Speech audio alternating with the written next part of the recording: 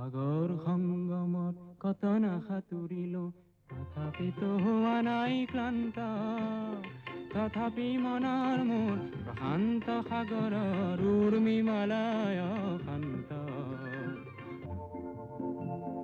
মনৰ প্ৰশান্ত সাগৰৰ বক্ষত জোৱাৰৰে নাই আজি অন্ত।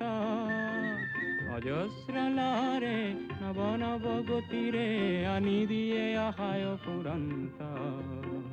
সাগৰ সংগম